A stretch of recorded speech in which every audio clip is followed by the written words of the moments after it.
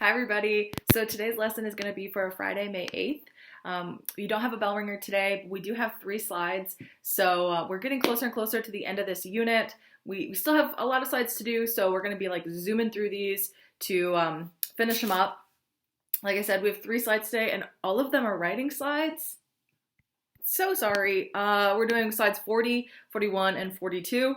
So quickly, let's recap what we talked about last. We watched the Bird the Turtle videos, and we talked about nuclear fallout and America's response to potential nuclear war with like bomb shelters and just like these informational packets and brochures. So here we are. I mean, duck and cover in school, having bomb shelters, and just being prepared in your house, and you have public shelters around your community, so you know where to go just in case we are attacked. So let's go on to slide 40. It is Societies Canada. So we talked about the United States. Now we're going to move to around the world again. You have one vocab word and it's called counterculture. So Canada.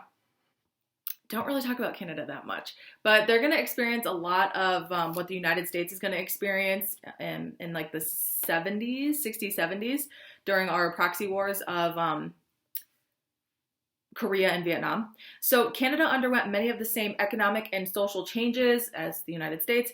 Government programs helped military veterans go to college, establish a business, buy a home. The economy provided many jobs, and birth rates rose. So this is very similar to the United States and our response and our actions after World War II for our veterans. When they return home, we provided them with FDR's GI Bill, giving them an opportunity to purchase a home and to start a family, and you go back to school if they want to, right? So Canada is going to experience something very similar, and they're going to help out their veterans when they return from World War II as well, because they fought on the side of the Allies.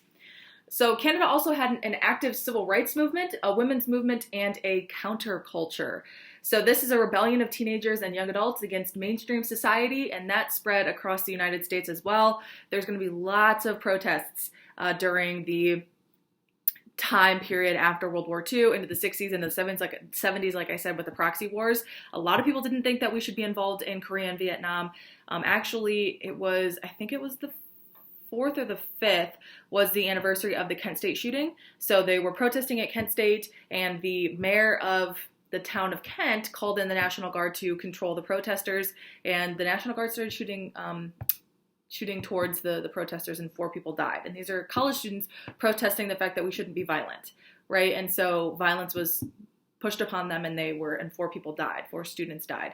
So a lot of people did not think that we should be involved in Korea and Vietnam. It's not our business, and we're just there to stop communism from spreading. And we just got out of World War I, let this calm down. We're also dealing with a Cold War with the Soviet Union at the same time. So let's get our priorities straight. And this nonviolent movement really started in the 60s and the 70s. During Vietnam War, Canada sheltered many American men who fled the military draft in the United States.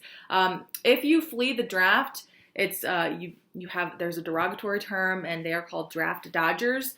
Please don't go around calling people draft dodgers. It's obviously not a compliment. A lot of people in the United States, because they disagreed with the fact that we were in Vietnam and Korea, the men who were drafted, either they deferred and they didn't go because they were in school. There's going to be a huge discrepancy between who can use this and who can't. So a lot of the times, if you could afford going to college, which minorities and African Americans really struggled with this in certain areas in the country, and this is a clear discrimination here. A lot of white men were able to defer and go and use the idea that the fact that they went to college and they weren't drafted. So a lot of minorities were going to be drafted, and they didn't have that opportunity to go to college. I'm not saying every single person. I'm just saying that a large percentage were minorities that were being drafted, because a lot of white men were using the fact that they were going to school, or they ran away to Canada because they didn't want to be drafted. So those are draft dodgers. During the 60s, Quebec experienced what's called a quiet revolution. This movement featured a growing nationalism among French-speaking residents of Quebec, as well as a call for the separation of Quebec from the rest of Canada. This is still a huge thing today. So Canada, in some of the provinces that they have, they speak French, and this just goes all the way back to colonization. We were colonized by Great Britain, and then there was the French and Indian War and then wanting territory in the United States, what is today the United States, and today it's Canada. So a lot of the provinces speak French. And this is a big thing today because now parents and schools have to decide, okay, are we in an area where we need to teach English, or do we teach French because nationalism, and we this is our life and we're used to speaking French, right? So, and we've just grown up to it. It's a culture. From this point on in our slides, we're going to talk about the economy a lot in the world after World War II and during the Cold War, but we're also going to talk about ethnic tensions because a lot of people are moving around and a lot of people were displaced. And there's going to be some tension for ethnicities all over the place. So there's going to be some ethnic tension in Canada as well. And it's still happening today because they're deciding whether they want to speak French or English. So make a summary for that slide. Next slide. Moving through. Recovery. At the end of World War II, most of Western Europe laid in ruins. Vast amounts of property and farmland had been destroyed. National economies had collapsed, and millions of people had been displaced from their homes. Like I said, you can't just stay in a place that was completely destroyed by the war. You have to move. And now you face the fact of will countries take me?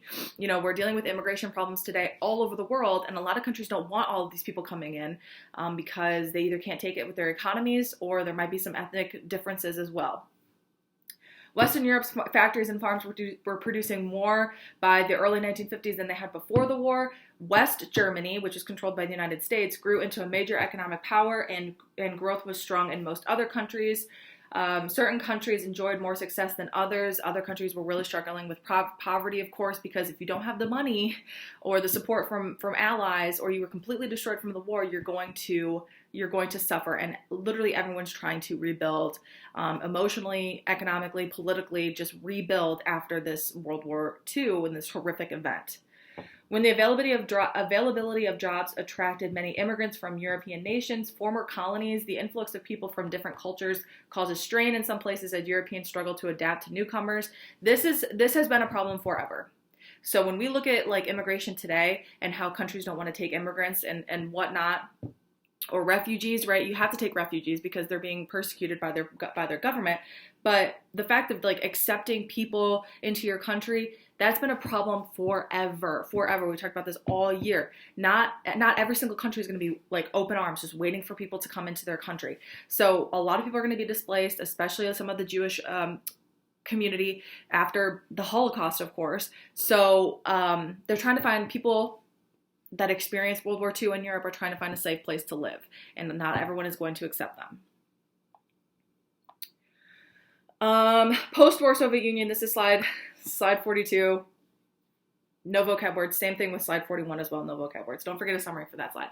So World War II had changed Europe's place in the world. The continent was no longer the center of world power. Instead, the United States and the Soviet Union were the centers of power. Tens of millions of Soviet citizens had been killed in World War II, and the nation's cities, farms, and industries had suffered heavy damage. Remember, the Soviet Union is a communist-controlled country, and up until 1953, we still have Joseph Stalin, and he's going to deal with East Germany and East Berlin, and he's going to want to institute communism and spread his communist beliefs and take over really those satellite states and make sure that they're following his practices and his economic goals. The Soviet dictator Joseph Stalin was determined to rebuild quickly with their command economy, which is like a communist economy. Under strict government controls, the country was producing goods at a pre-war levels by 1953. In 1953, Joseph Stalin is actually going to die. He has a stroke and he dies, and he's no longer, obviously, because he's dead, able to lead the Soviet Union. So our next leader is Nikita Khrushchev. Nikita Khrushchev, we've talked about him with the Cuban Missile Crisis. We've talked about him, obviously, for the Berlin Crisis. He and JFK were very lucky, like I said, to have these two leaders during this time period. And Nikita Khrushchev, from this point on, from Khrushchev on to the next leaders of the Soviet Union, they're going to lessen the communist forces that Joseph Stalin pushed on everybody. They're going to realize that, communism is great and we all support communism, but the way that it was forced upon everybody and those strict controls that we all had to follow, that's a little too much for us, and it's not working as well, and we need to kind of lessen those communist practices. So Khrushchev and the leaders following him are going to kind of step back on communism a little bit, and we'll see how that plays out at the end of the Cold War. Foreshadowing. So Nikita Khrushchev is the leader of the Soviet Union, and he undertook an effort to de-Stalinize the Soviet Union. That's literally what he called it, to de-Stalinize the Soviet Union. Remember how when we talk about like the leaders of the Soviet Union and they just like are so power hungry and they just like love being a leader of this great country so much, they like name cities after them. So we had like Leningrad after Vladimir Lenin, and we had Stalingrad, right? So he's going to change all of that, and he's going to take away the names of these Soviet leaders, and he's going to be like, you know what? No, we're not going to do that. He doesn't make like a Khrushchev land or anything like that, but he takes down posters and statues of Joseph Stalin, because remember, in places like Russia and even in North Korea as well, they have these massive posters of just like pictures of their leaders all over the place, and they're constantly watching you. So he takes them down. He takes them down. And he's like, no, we're done with that. He's de-Stalinizing. I mean, this is crazy. This is crazy. And it's like, this is Russia's history since Vladimir Lenin, to just constantly have like leaders all over the place watching you. And Nikita Khrushchev's like, yeah, Stalin's gone, so we're just going to de-Stalinize. I mean, it's actually the best thing. So, tearing down statues of Stalin, renaming streets and towns after Stalin. Khrushchev also loosened some of the more drastic Stalin-era economic and political restrictions. He's going to calm down a little bit and say, you know what, we still are a communist country and we're committed to communism, but let's lessen those restrictions a little bit, and those political tensions and the forcing the forcing communist beliefs on people and on our country, because you can't survive strictly on communism, and leaders after Stalin are starting to realize that. So there's that. I want to show you a picture of Nikita Khrushchev, because I mean, he's a leader of Russia, or the Soviet Union, excuse me, and look at him. Compared to like Stalin, I don't know. It's just like, he doesn't even look like kind of like just like a normal guy. Like there he is. Like there's Nikita Khrushchev. These are the pictures that I'm used to. Actually, I think I have these in the slides too. There he is, the leader of the Soviet Union after Joseph Stalin. He's going to change the Soviet Union drastically. From, like I said, from this point on, the leaders of the Soviet Union are not going to be like the dictators that we have seen since Vladimir Lenin, and Russia and the satellite states in the Soviet Union really become like normal as a communist country can be, but they start to be more diplomatic. Yes, we are still in the Cold War with them. Yes, we are totally scared that they might attack us with a nuclear bomb, but within their own country, they are still communists, but they start to be more like relaxed for them. Relaxed for them. The Russians have never been relaxed, but they start to ease up a little bit in their own country. Not so much with their relationship with other countries, but within their own country. And it's a game changer. And so here in the United States, we're sitting there like, what are they doing? Like, we can't figure them out. For so long, we've known this Russian society, and now they're changing, and we're like, okay, well, what are we supposed to do? How do we react? Because we aren't used to this. So lots of changes going on in the world. Like I said, we're just going to be zooming through these slides to the end of the year. And don't forget summaries for those slides. All right. Bye, guys.